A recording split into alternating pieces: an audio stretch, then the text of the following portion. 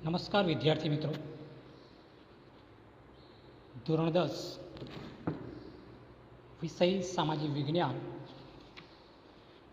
પ્રકરણ 4 ભારતનો સાહિત્યિક વારસો. એમાં આપણે આજે કેટલા મુદ્દાની ચર્ચા કરવાની છે. એમાં આપણે ગુજરાતી સાહિત્ય બાદ દક્ષિણની જે 4 ભાષાઓ તમિલ, તેલુગુ, કન્નડ અને મલયાલમની ચર્ચા કરવાની છે. પાન નંબર 32 ઉપર છે. તમિલ, તેલુગુ, કન્નડ અને મલયાલમ નામની 4 દ્રવિડ ભાષાઓના સાહિત્યનો આ સમયમાં વિકાસ થયો છે. જેમાં સૌથી જૂની ભાષા તમિલ છે. તેનું સાહિત્ય ઈસવીસના પ્રારંભ જેટલું જૂનું છે. એટલે દ્રવિડ કુળની જે ભાષાઓ આપણે કહીએ છીએ તમિલ, તેલુગુ, કન્નડ અને મલયાલમ, આ ભાષા સાહિત્યનો આ સમયની અંદર ખૂબ વિકાસ થયો. એમાં સૌથી જૂની અને પ્રાચીન જે કોઈ ભાષા છે તો તમિલ છે. તેનું સાહિત્ય ઈસવીસના પ્રારંભ જેટલું જૂનું છે. ભારતની પ્રચલિત પરંપરા અનુસાર 3 સંગમોનું આયોજન થયું છે. એટલે આપણી ભારતની જે પ્રચલિત જે પરંપરાઓ છે એ પ્રચલિત પરંપરા અનુસાર 3 સંગમોનું આયોજન થયું છે. જેમાં અનેક સંતો અને કવિઓએ પોતાની રચનાઓ તૈયાર કરી. એટલે એમની જે પરંપરાઓ આવી એ 3 પરંપરાનું સંગમ થયું. આ સમયગાળા દરમિયાન અનેક સંતો અને કવિઓએ પોતાની રચનાઓ તૈયાર કરી. સંગમ સાહિત્યના અનેક વિષયો છે, જેમ કે રાજનીતિ, યુદ્ધ, પ્રેમ પ્રસંગ વગેરે. સંગમ સાહિત્યમાં કયો અનેક વિષયો આવી જાય છે. એમાં રાજનીતિ, યુદ્ધ અને પ્રેમ પ્રસંગ વગેરે છે. આ સાહિત્યનો પ્રસિદ્ધ ગ્રંથ એતુ થોકઈ 8 કાવ્યોનું સંકલન તોલુકા પીપયમ વ્યાકરણ ગ્રંથ અને પથ્થુપાતુ 10 ગીતો. એટલે આ સાહિત્યના જે પ્રસિદ્ધ ગ્રંથો આ પૈકી એક કવિએ તિરુવલ્લરે વિખ્યાત ગ્રંથ કુલરની રચના કરી. આ કાવ્ય ગ્રંથમાં જીવનના અનેક પાસાઓનું વિવેચન કરવામાં આવ્યું છે. શિલ્પતિકારમ અને મણિમેખલાઈ પ્રારંભિક તમિલ સાહિત્યના વિખ્યાત ગ્રંથો છે.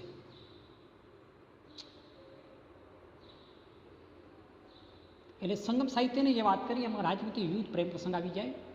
આ સાહિત્યનો જે પ્રસિદ્ધ ગ્રંથ એતુ થોકઈ એટલે કે 8 કાવ્યનું સંકલન છે.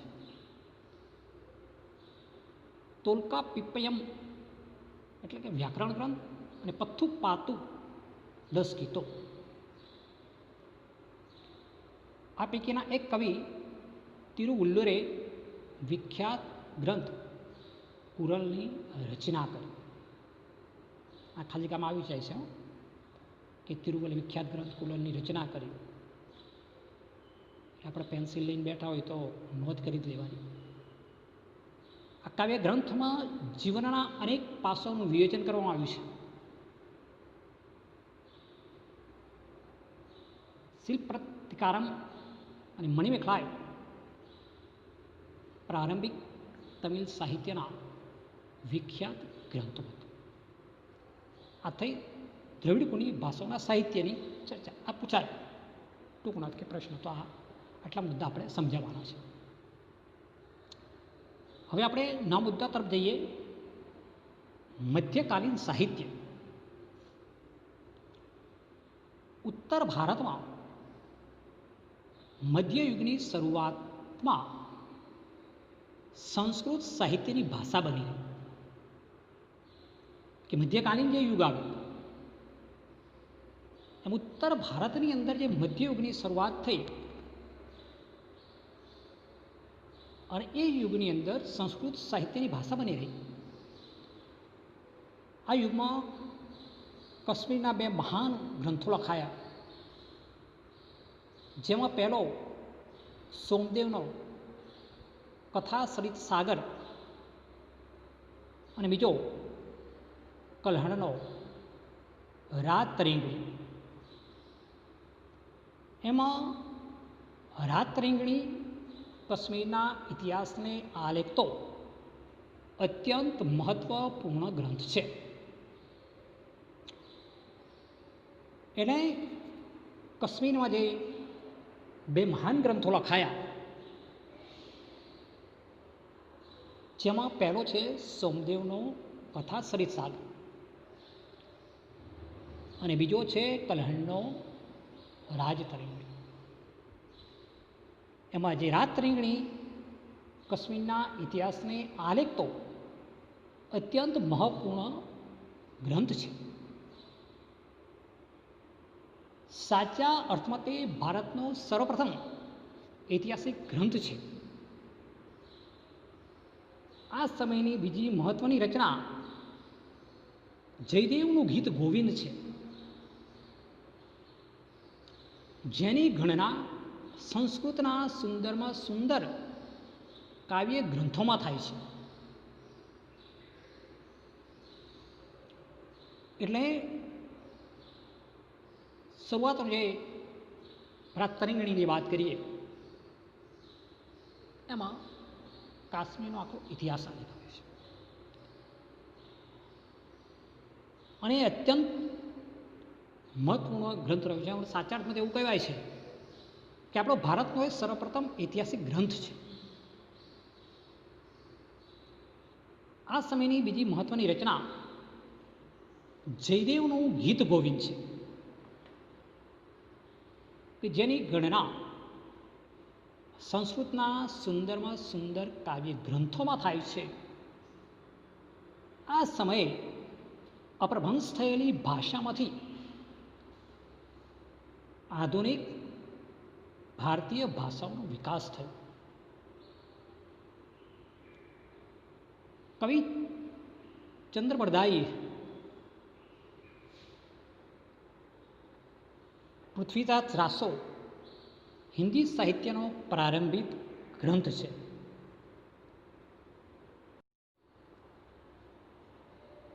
કવિ ચંદ્રબરદાઈનો રચિત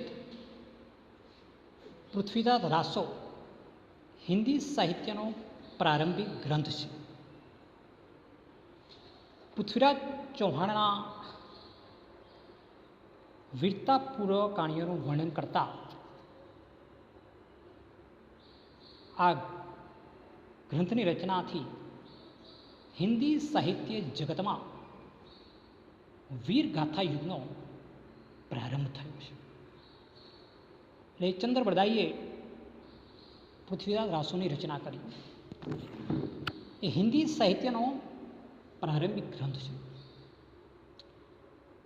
પૃથ્વીરાજ ચૌહાણના વીરતાપૂર્ણ કાર્યોનું વર્ણન આ ગ્રંથની રચનાથી હિન્દી સાહિત્ય જગતમાં વીરગાથા યુગનો પ્રારંભ થયો છે. આ સમયે દક્ષિણ ભારતમાં સંસ્કૃત સાહિત્યની મોટા પ્રમાણમાં રચના થઈ, જેમાં શંકરાચાર્યનું ભાષ્ય મુખ્ય છે. આ સમયમાં દ્રવિડ કુળની ભાષાઓનો વિશેષ વિકાસ થયો. થોડા સમય સુધી કન્નડ સાહિત્ય પર જૈન ધર્મની ગાઢ અસર પડતા કવિ પંપાએ આદિપુરાણની રચના કરી. 16મા જૈન તીર્થંકરનું જીવન આલેખતું શાંતિ પુરાણ કવિ પોન્નાએ તૈયાર કર્યું. આ ઉપરાંત રન્નાએ અજિતનાથ પુરાણ નામની કૃતિઓ રચી. એ યુગમાં જે કવિઓ કે યુગના કવિઓમાં પંપા, પોન્ના અને રન્ના પ્રારંભિક કન્નડ સાહિત્યની ત્રિપુટી તરીકે ઓળખવામાં આવે છે. કવિ કંબલે તમિલ ભાષામાં રામાયણની રચના કરી. આ ઉપરાંત તમિલ ભાષામાં અન્ય પ્રસિદ્ધ સાહિત્ય પણ રચાયું. આપણે થોડીક વિસ્તૃત ચર્ચા મધ્યકાલીન સાહિત્યમાં આચાર્યોમાં જોઈ લઈએ કે પૃથ્વીરાજ ચૌહાણ જે થયો એની જે વીરતા પૂર્વક એના જે કાર્યો કર્યા એનું વર્ણન કવિ ચંદ્રવરદાઈએ કર્યું છે પૃથ્વીરાજ રાસોની. પૃથ્વીરાજ ચૌહાણ ઇતિહાસમાં આપણે પણ એટલે ખ્યાલ આવી જાય એની વીરતાનું વર્ણન છે.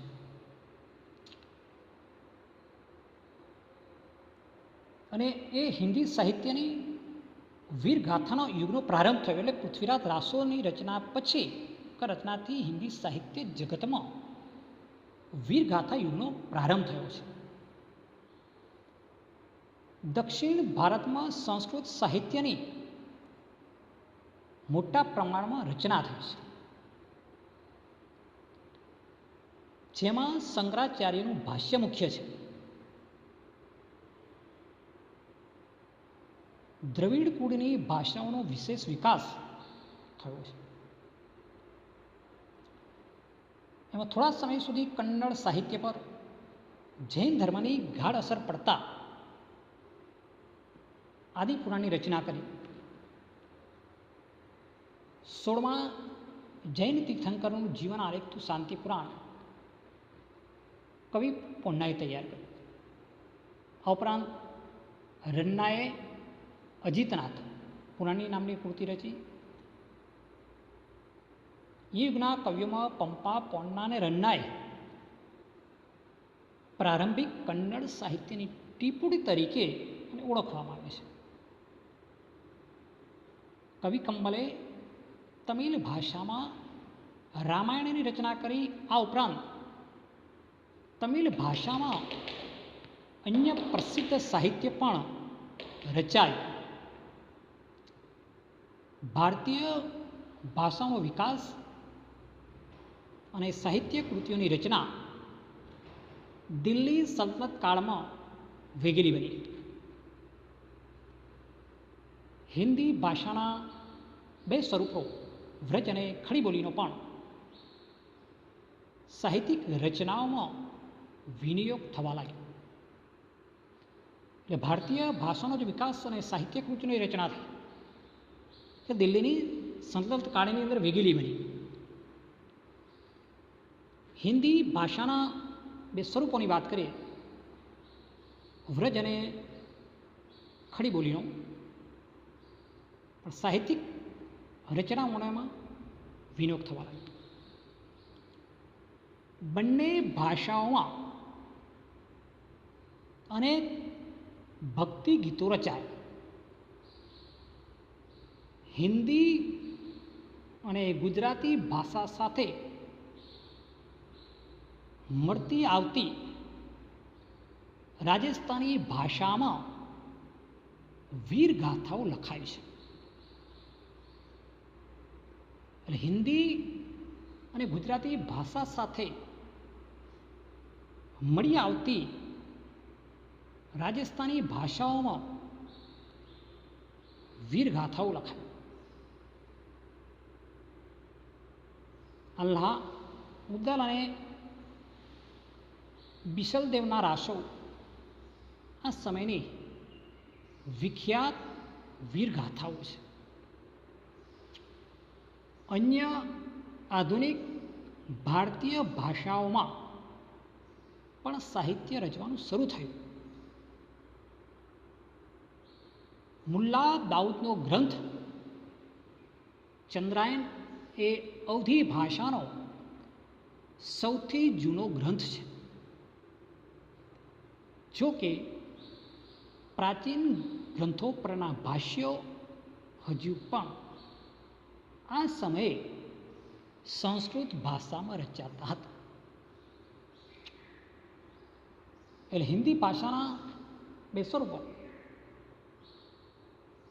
વ્રજ અને ખડી બોલી, એની અંદર સાહિત્યિક રચનાનો વિનિયોગ થયો છે. એટલે કેટલાક સાહિત્ય વ્રજ બોલીમાં લખાયું છે અને કેટલું ખડી બોલીમાં. આ બંને હિન્દી ભાષાના સ્વરૂપો છે. બંને ભાષાઓમાં અનેક ભક્તિ ગીતો રચાય છે. ગુજરાતી ભાષા સાથે મળતી આવી રાજસ્થાની ભાષામાં પણ વીર ગાથાઓ લખાય છે. એમ અલ્લાહ મુદલ અને બિસલદેવ રાસો આ વિખ્યાત વીરગાથાઓ છે. અન્ય આધુનિક ભારતીય ભાષાઓમાં જો સાહિત્ય રચવાયું છે તો મુલ્લા દાઉદનો ગ્રંથ ચંદ્રાયન એ અવધી ભાષાનો સૌથી જૂનો ગ્રંથ મનાય છે. જો કે પ્રાચીન ગ્રંથો પરના ભાષ્યો હજુ પણ આ સમયે સંસ્કૃત ભાષામાં રચાતા હતા.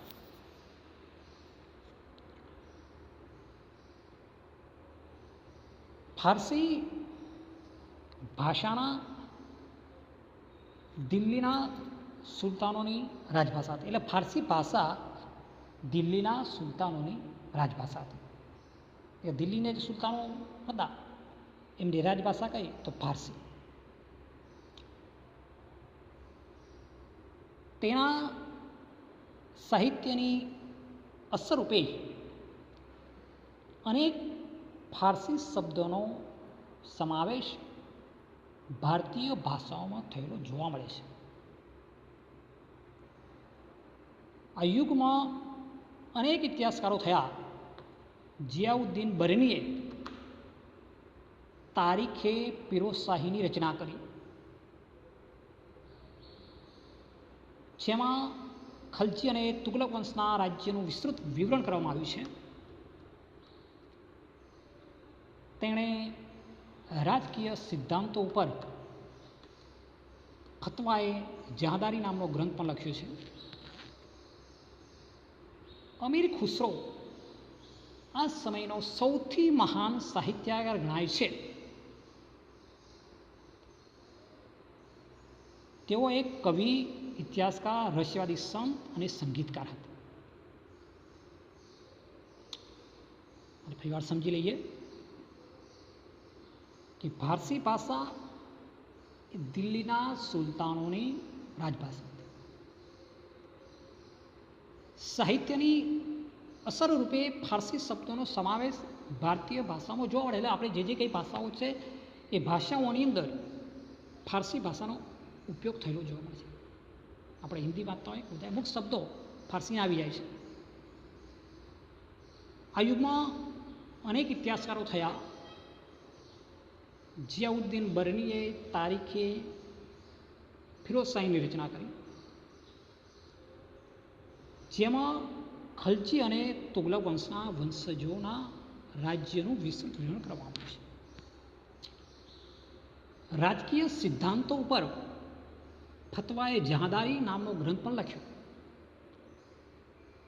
અમીર ખુસરો આ સમયનો સૌથી મહાન સાહિત્યકાર ગણાય છે.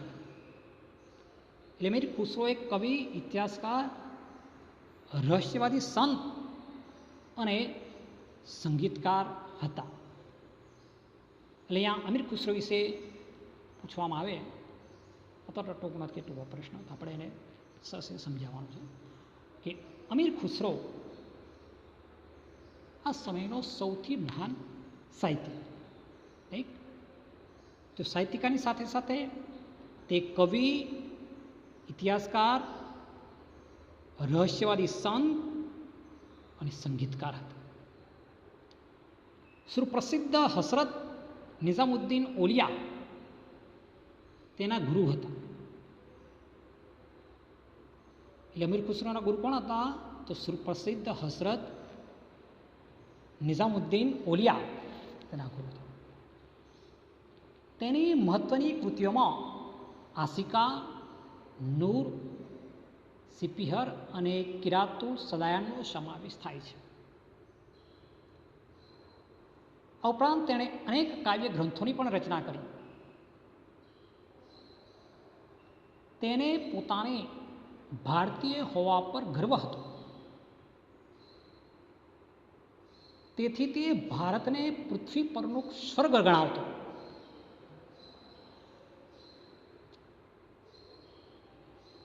આપણે સમજીએ કે અમીર ખુસરોની મહત્વની કૃતિઓ કઈ? આસિકા, નૂર, સિપિહર અને કિરાતુલ સદાયનો સમાવેશ થાય. આ ઉપરાંત તેમણે અનેક કાવ્ય ગ્રંથોની રચના કરી છે. આપણે સમજવા જોઈએ કે તે ભારતીય હોવાનો મને ગર્વ હતો. શા માટે? તેથી તે ભારતને પૃથ્વી પરનું સ્વર્ગ ગણાવતો હતો. ભારત એ પૃથ્વી પરનું સ્વર્ગ છે. પોતાના પુસ્તકોમાં ભારતનું વર્ણન, એનું વાતાવરણની સુંદરતા, એની ઇમારતો, એના જ્ઞાન વિજ્ઞાનના પુષ્કળ વખાણ કર્યા છે. કે વિચારો એ કવિ, સંત, ઇતિહાસકારને કેવો દેશ પ્રત્યે લગાવ છે કે ભારતને પૃથ્વી પર સ્વર્ગ ગણાવ્યું છે. એના પુસ્તકોમાં ભારતનું વાતાવરણ હોય, એની સુંદરતા હોય, એની ઇમારતો, એના જ્ઞાન વિજ્ઞાનના પુષ્કળ વખાણ કર્યા છે. એ પોતે દ્રઢપણે માનતા હતા કે હિન્દુ ધર્મનું સાર તત્વ અનેક રીતે ઇસ્લામ સાથે મળતું આવે છે. એટલે હિન્દુ ધર્મનું જે સાર તત્વ છે તમામ ધર્મ, એ ક્યાં સાથે? તો ઇસ્લામ સાથે મળતું આવે છે. આવું એ પોતે માનતા. તે દિલ્હીની આજુબાજુ બોલવામાં આવતી ભાષાને હિન્દવી કહેતી. એટલે દિલ્હી અને આજુબાજુ પ્રદેશમાં જે ભાષા બોલાતી એને હિન્દવી કહેતી. અને તેને પોતાની માતૃભાષા ગણાવે છે. આ ભાષામાં તેમણે અનેક કવિતાઓ રચી છે. તેમણે હિન્દી અને ફારસીને ભેગી કરી દ્વિભાષી ચોપાઈઓ અને દુહાઓ પણ રચી. તેમણે શરૂ કરેલ આ સ્વસ્થ પરંપરા તેમના પછી સદીઓ સુધી ચાલુ. હા, અમીર ખુસરોની વાત છે.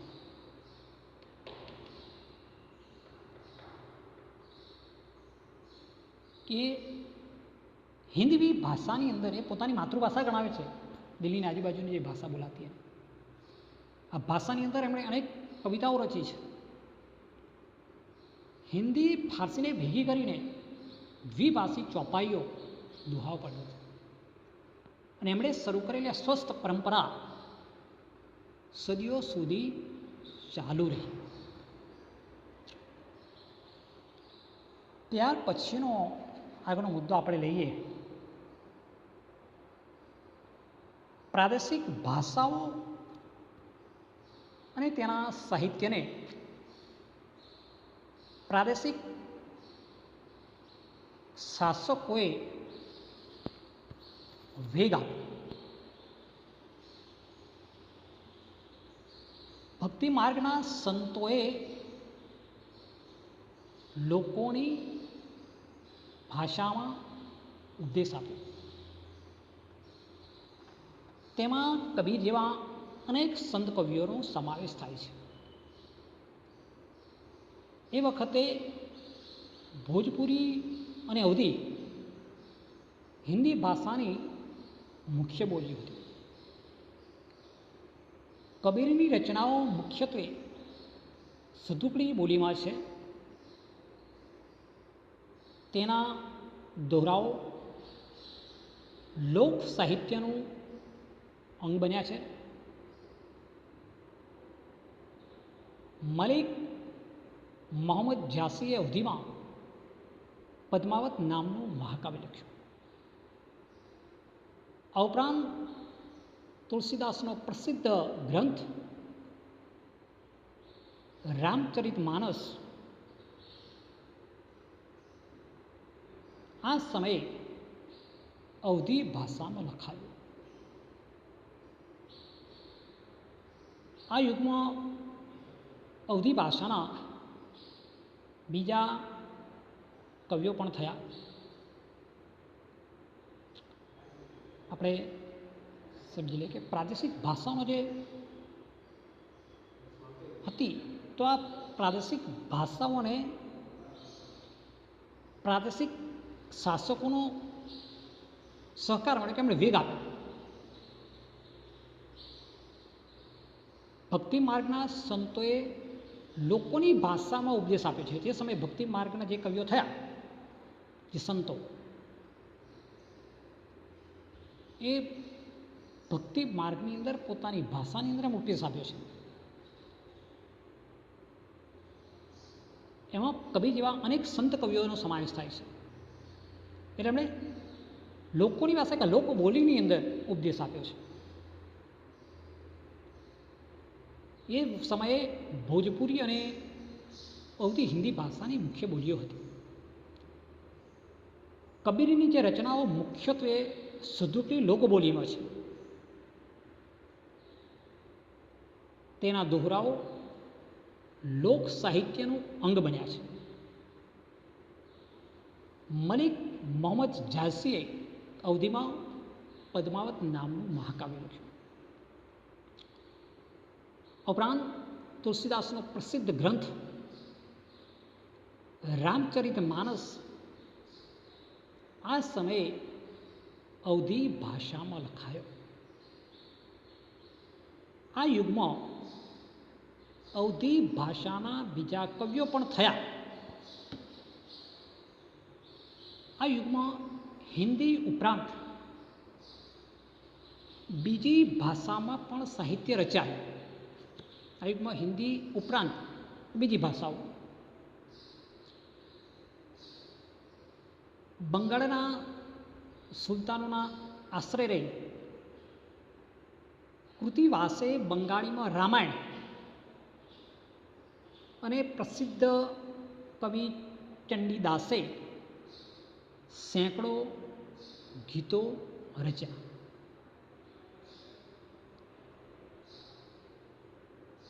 બંગાળમાં સંત ચૈતન્યની ભક્તિ ગીતો લખવાની પરંપરા શરૂ થઈ.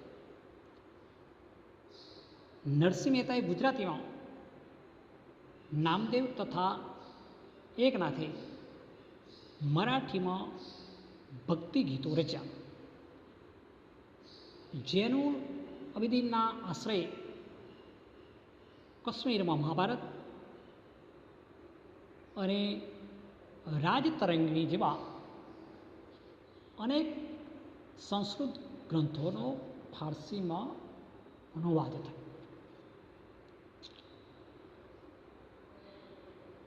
એટલે હિન્દીની સાથે સાથે બીજી કેટલીક ભાષાઓની અંદર પણ સાહિત્ય રચાયું છે. એમાં બંગાળી ભાષાની અંદર આવી જાય. બંગાળીની અંદર સુલતાનો આશ્રય રહી કૃતિવાસે બંગાળીમાં રામાયણની રચના કરી છે. પ્રસિદ્ધ કવિ ચંડીદાસે સેંકડો ગીતો રચ્યા.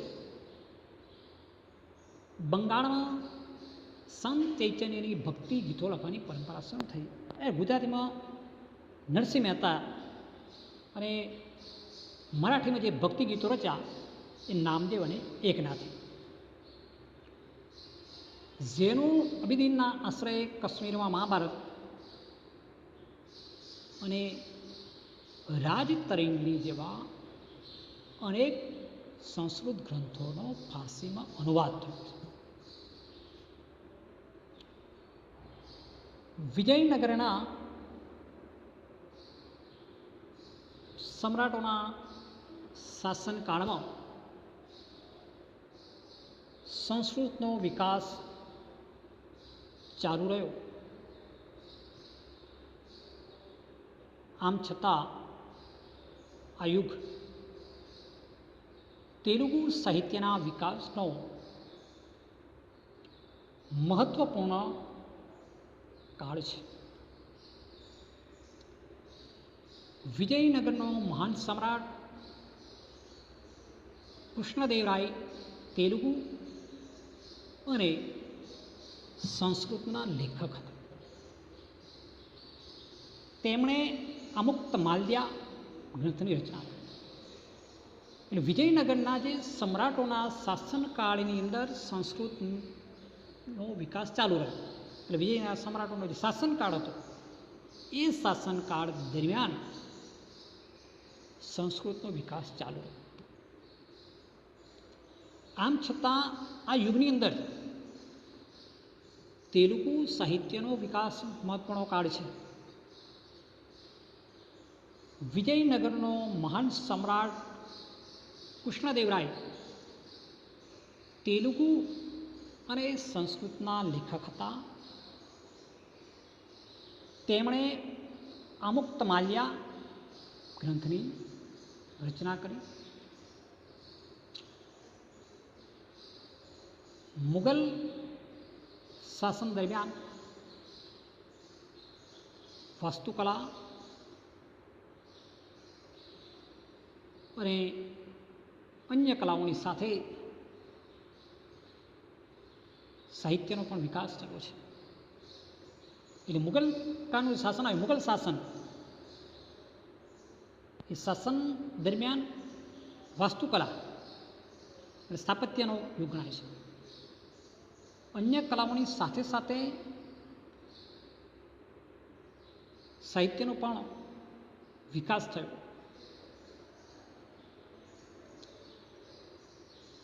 પ્રથમ મુગલ બાબરે તુર્કીમાં તું ઝુકે બાબરી નામની આત્મકથા લખી,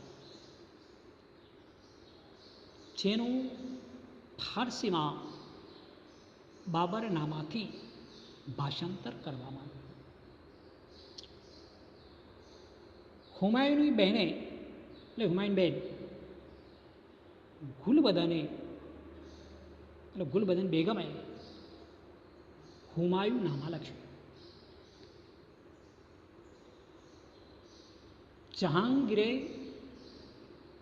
તું ઝુકે જહાંગીરી નામની પોતાની આત્મકથા લખી. ઔરંગઝેબ પણ સિદ્ધહસ્ત લેખક હતો. છેલ્લો મુગલ સમ્રાટ બહાદુર શાહ જફર પણ એક ઉર્દુ કવિ હતો. એટલે મુગલ શાસનની વાત આવી તો મુગલ શાસનમાં આપણે જોયું છે મોટાભાગના સ્થાપત્યોની વાત છે અને મોટાભાગનું સ્થાપત્ય થયું. સ્થાપત્યની સાથે એટલે વાસ્તુકલા એટલે સ્થાપત્ય, સ્થાપત્યનો અર્થ વાસ્તુકલા થાય. એ આપણે ચર્ચા કંઈ પછી પણ કરવાની છે, પણ અહીંયા શબ્દ આવે એટલે આપણે સમજવું. વાસ્તુ એટલે સ્થાપત્ય. એની સાથે અન્ય કલાઓ અને સાથે સાહિત્યનો વિકાસ થયો. કયા સમયમાં? તો મુગલ શાસન દરમિયાન.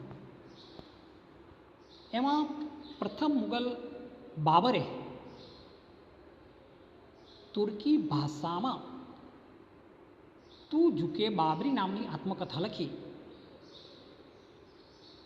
જેનું ફારસીમાં બાબરનામા નામથી ભાષાંતર કરવામાં આવ્યું. હુમાયુની બહેને ગુલબદન બેગમે હુમાયુનામા લખ્યું. જહાંગીરે તું ઝુકે જહાંગીરી નામની પોતાની આત્મકથા લખી. ઔરંગઝેબ પણ સિદ્ધહસ્ત લેખક હતો. અને છેલ્લો મુગલ સમ્રાટ બહાદુર શાહ જફર પણ એક ઉર્દુ કવિ હતો. એટલે મુગલ શાસકો જે થયા એ પોતે સ્થાપત્યની સાથે સાથે સાહિત્યની રચના કરી છે. એમાં બાબરનું તુજે કે બાબરી આવ્યું, એનો ફારસીમાં ભાષાંતર થયું. હુમાયુની બેને બદન બેગમે હુમાયુનામા લખ્યું. જહાંગીરે તુજે કે જહાંગીર. ઔરંગઝેબ પણ લેખક હતો અને મુગલ સમ્રાટ બહાદુર શાહ જફર પણ એક ઉર્દુ કવિ હતો. એલા શાસકો પણ મુગલકાળના એમણે પણ સાહિત્યની રચના કરેલી છે. એટલે એ સમયની અંદર પણ સાહિત્યનો સારો એવો વિકાસ થયો છે એમ કહી શકાય. તુલસીદાસ અને સુરદાસ આ યુગમાં હિન્દી ભાષાના મહાન સાહિત્યકારો થઈ ગયા. તુલસીદાસ અને સુરદાસ આ નામથી આપણે પરિચિત છીએ જ. એ હિન્દી ભાષાના મહાન સાહિત્યકારો છે. કવિ કેશવદાસે પ્રેમ અને વીરના વિષય પર આધારિત સાહિત્ય રચ્યું. રહીમના દોહરા દેશના ઘણા ભાગોમાં આજે પ્રસિદ્ધ છે. એટલે તુલસીદાસ, સુરદાસ, કેશવદાસ, રહીમ આ હિન્દી ભાષાના સાહિત્યકારો હતા. કેશવદાસે પ્રેમ અને વીરના વિષય પર સાહિત્ય રચ્યું છે. રહીમના દોહરા દેશના ઘણા ભાગોમાં આજે પણ પ્રસિદ્ધ છે. એટલે જે હિન્દી ભાષા સાથે જે સંકળાયેલા એમને તો ખ્યાલ આવી જાય કે તુલસીદાસ, સુરદાસ, કેશવ, રહીમના દોહરા અભ્યાસક્રમમાં આવતા હોય એટલે આજે પણ પ્રસિદ્ધ રહ્યું છે. આ સમયે ફારસી ભાષામાં પણ અનેક નોંધપાત્ર પુસ્તકો લખાયા. અબુ ફઝલે આઈને અકબરી અને અકબરનામા લખ્યું. આઈને અકબરીમાં ભારતીય રીતિરિવાજો, શિષ્ટાચારો, ધર્મદર્શન, આર્થિક સ્થિતિ અને જીવનના લગભગ તમામ પાસાઓનું વિસ્તૃત વર્ણન કરવામાં આવ્યું છે. એક ઐતિહાસિક કૃતિ તરીકે આ ગ્રંથો ઘણા મૂલ્યવાન છે. અબુ ફઝલનો ભાઈ ફૈઝી ફારસી ભાષાનો એક મહાન કવિ હતો. તેણે અનેક સંસ્કૃત ગ્રંથોના ફારસીમાં અનુવાદ કર્યા. અકબરે તો મહાભારત, રામાયણ, અર્થવેદ, ભગવદ્ ગીતા અને પંચતંત્ર જેવા ગ્રંથોના અનુવાદ કરવા માટે એક અલગ ખાતાની સ્થાપના કરી હતી. અકબરના સમયમાં ઇતિહાસના ઘણા ગ્રંથો લખાયા.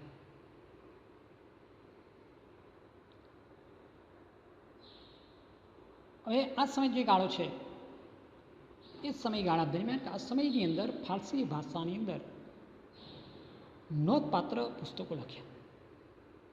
અબુ ફઝલે આઈને અકબરી અને અકબરનામા લખ્યું. આઈને અકબરીમાં ભારતીય રીત રિવાજો, શિષ્ટાચારો, ધર્મદર્શન, આર્થિક સ્થિતિ અને જીવનના લગભગ તમામ પાસાઓનું વિસ્તૃત વર્ણન કરવામાં આવ્યું છે. આ એક ઐતિહાસિક કૃતિ તરીકે આ ગ્રંથ ઘણો જ મૂલ્યવાન છે. અબુ ફઝલનો ભાઈ ફૈઝી ફારસી ભાષાનો એક મહાન કવિ હતો. તેણે અનેક સંસ્કૃત ગ્રંથોના ફારસીમાં અનુવાદ કર્યા. અકબરે તો મહાભારત, રામાયણ, અર્થવેદ, ભગવદ્ ગીતા અને પંચતંત્ર જેવા ગ્રંથોના અનુવાદ કરવા માટે એક અલગ ખાતાની સ્થાપના કરી હતી. અકબરના સમયમાં ઇતિહાસના ઘણા ગ્રંથો લખાયા. મધ્યયુગની સૌથી મહત્વની ઘટના ઉર્દુ ભાષાના જન્મની છે. આ નવી ભાષા સાહિત્યની દૃષ્ટિએ સૌથી સમૃદ્ધ એવી અનેક આધુનિક ભાષાઓની હરોળમાં આવી ગઈ. આ ભાષામાં વલી, મિર્દત, મીરત કી મીર, નઝીર અકરાબાદી, અસદુલ્લા ખાન, ગાલિબ જેવા મહાન કવિઓ થયા. એટલે મધ્યયુગની અંદર સૌથી મહત્ત્વની ઘટના જે ગણવામાં આવે તો એ છે ઉર્દુ ભાષાના જર્મની. આ નવી ભાષા સાહિત્યની દૃષ્ટિએ સૌથી સમૃદ્ધ એવી અન્ય આધુનિક ભાષાઓની હરોળમાં આવી ગઈ છે. આ ભાષામાં વલી, મિર્દત, મીરત કી મીર, નઝીર અકબરાબાદી, અસદુલ્લા ખાન, ગાલિબ જેવા મહાન કવિઓ થયા. 18મી સદીમાં ઉર્દુ ગદ્યનો પણ વિકાસ થયો. સંસ્કૃતના મોટાભાગના ઐતિહાસિક ગ્રંથોનું ઉર્દુમાં પણ ભાષાંતર થવા લાગ્યું. તદુપરાંત ઉર્દુમાં અનેક મૌલિક ગ્રંથો પણ તૈયાર થયા, જેમાં મોહમ્મદ હુસૈન આઝાદનો દરબારે અકબરી મહત્વનો ગ્રંથ છે. એટલે 18મી સદી એ ઉર્દુ ગદ્યનો વિકાસ થયો. સંસ્કૃતના જે મોટાભાગના ઐતિહાસિક ગ્રંથો જે લખાયા એ ગ્રંથોનો ઉર્દુમાં ભાષાંતર થવા લાગ્યું. તદુપરાંત ઉર્દુમાં અનેક મૌલિક ગ્રંથો પણ તૈયાર થયા, જેમાં મોહમ્મદ હુસૈન આઝાદનો દરબારે અકબરી મહત્વનો ગ્રંથ છે. એટલે આજે આપણે મધ્યકાલીન સાહિત્યની ચર્ચા કરી. એમાં સંસ્કૃત અને ફારસી ભાષા, હિન્દી સાહિત્ય, બંગાળી સાહિત્ય, મુગલ શાસનનું જે સાહિત્ય અને છેલ્લે ઉર્દુ ભાષા જન્મ સુધીની ચર્ચા આપણે કરેલી છે. એટલે મધ્યકાલીન સાહિત્ય પૂછાય, અથવા મધ્યકાલીન સાહિત્યના ગ્રંથો કયા કયા, તો જેના સાહિત્યકારો અને જે પુસ્તકો છે, જે ગ્રંથો છે, એની નોંધ કરવાની છે. મધ્યકાલીન સાહિત્ય, એનો પ્રભાવ, એની અસર, તો એવી જ્યારે ટૂંકું નોંધ જેવું પૂછાય ત્યારે આપણે એને મુદ્દાસર લખવું પડે. એટલે તમામ જે આટલા 2 પાના લખવાને પડે એનાથી મુખ્ય મુખ્ય મુદ્દાઓ આપણે જે સમજ્યા એ પ્રમાણે મુખ્ય બાબતો છે. કર્તાને કૃતિ, કે શરૂઆત ઉત્તર ભારતમાં સંસ્કૃત સાહિત્યની રચના થઈ તો સોમદેવ કથાસારિકા કલહંડો રાસ તરંગિણી, એ પ્રમાણે અમે ખુસરોની વાત આવે તો રહસ્યવાદી, સંત, ઇતિહાસકાર, કવિ, સંગીતકાર હતા, એમણે કયા પુસ્તકો રચના કરી, એમના વિશે એમ બધાના થોડા મુદ્દા લઈને એક સચોટ મુદ્દાસર જવાબ આપણે બનાવવાનો છે. એટલે અહીંયા આપણે મધ્યકાલીન સાહિત્યની વાત કરી છે. એની જે પીડીએફ આવે એ આપણે પાઠ્યપુસ્તકને આધારે તૈયાર કરવાની છે. એટલે આજે આપણે આટલે સુધી રાખીશું. અસ્તુ.